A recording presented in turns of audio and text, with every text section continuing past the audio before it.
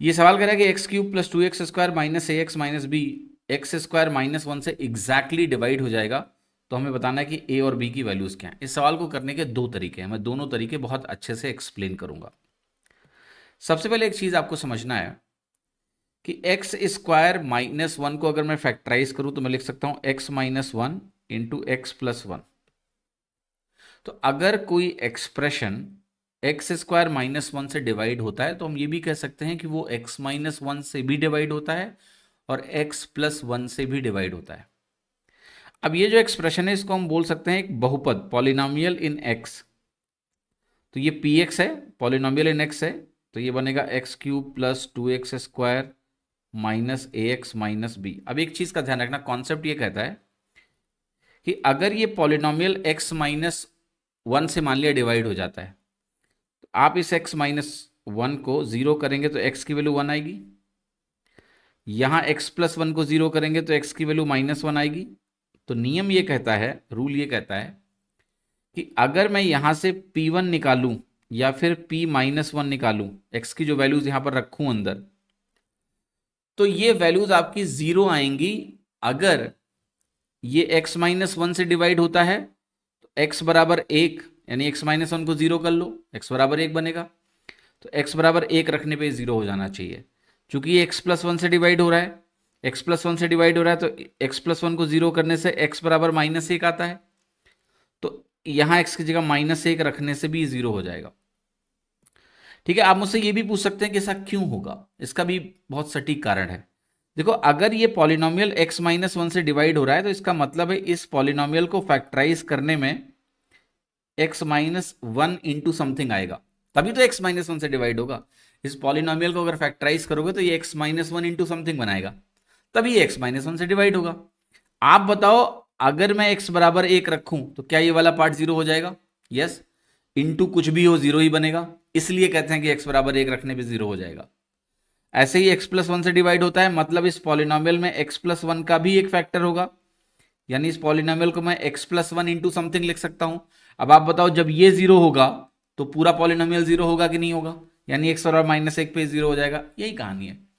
तो p की value अंदर 1 डाली, x की वैल्यू 1 डाली, तो ये बनेगा 1 + 2 - a - b बराबर 0। तो यहां से आपको मिल जाएगा a + b = 3। अब a + b अगर 3 आ गया तो आप सीधे ऑप्शन चेक कर सकते हो कि कहां a और b का टोटल 3 है। यहां a और b का टोटल +1 है, गलत। यहां a और b का टोटल -1 है, गलत। यहां a और b का टोटल 3 है तो सही।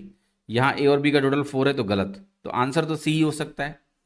खैर, आप कहोगे हो सकता है सर दो ऑप्शन में 3 आ जाता। मान लिया यहाँ ऑप्शन में आपको ऐसा दे दूं, a बराबर 2 b बराबर 1, ये भी एक ऑप्शन होता तो यहाँ भी टोटल 3 आता। तब कैसे जानते कौन सा वाला सही है? तो p बराबर -1 रखो, p बराबर -1 रखोगे तो आएगा -1 + 2, 2x² 2 के बराबर होगा, प्लस a - b बराबर 0। तो यहां से आ गया a - b = -1। अगर मैं इसको सॉल्व करूंगा तो यहां से मुझे a की वैल्यू क्या मिलेगी, दोनों को जोड़ दो तो मिलेगा 2a बराबर 2, यहां से मिलेगा a बराबर 1। दोनों को घटा दो तो आपको मिलेगा 2b = 4, तो यहां से b की वैल्यू आ गई 2। तो a बराबर 1, b बराबर 2, हमारा आंसर क्या सही हो गया? सी। यह है तरीका नंबर 1। अब मैं आता हूं तरीका नंबर 2 पे, मेथड 2।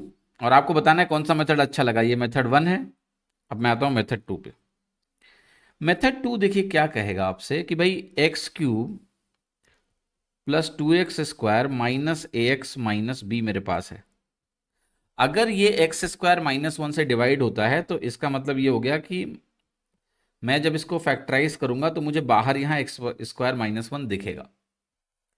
अब देखो, ये कंपेयर करते हैं लेफ्ट से, तो मुझे यहां 2x² भी दिख रहा है। अब बताओ, आप x³ है तो एक तो x आएगा ही आएगा भाई, इन दोनों का गुणा होके ही मुझे x³ मिलेगा। तो मैं अगले ब्रैकेट में एक वैल्यू तो लिख रहा हूं x, ताकि x³ मिले। अब आप देखो, आप कहोगे आपको 2x² भी चाहिए, यहां पर ऑलरेडी एक x² है तो मुझे +2 तो लिखना ही पड़ेगा, तो 2x² बन गया। अब कोई और टर्म आप लिख ही नहीं सकते हो, क्योंकि x² -1 अगर यहां लिखा है तो ऑलरेडी 2 डिग्री का टर्म एक है हमारे पास जिससे वो डिवाइड हो रहा है। तो अगला जो एक फैक्टर बाकी है वो लीनियर ऑर्डर का होगा, 1 ऑर्डर का होगा, क्योंकि टोटल इक्वेशन क्यूबिक है। 2 डिग्री अगर यहाँ एक यूज हो चुकी है तो यहाँ 1 डिग्री की इक्वेशन बनेगी। तो x का कॉफिशिएंट 1 रखना है ताकि x क्यूब मिले। फिर जो पावर 0 का टर्म है यानी कांस्टेंट टर्म है उसको मुझे +2 लिखना पड़ेगा, तभी मुझे 2x² मिलेगा।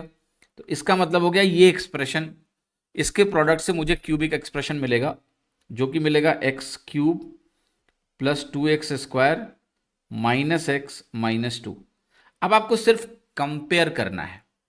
कंपेयर करोगे तो आपको मिलेगा a की वैल्यू 1 और b की वैल्यू 2, तो आंसर आ गया सीधा।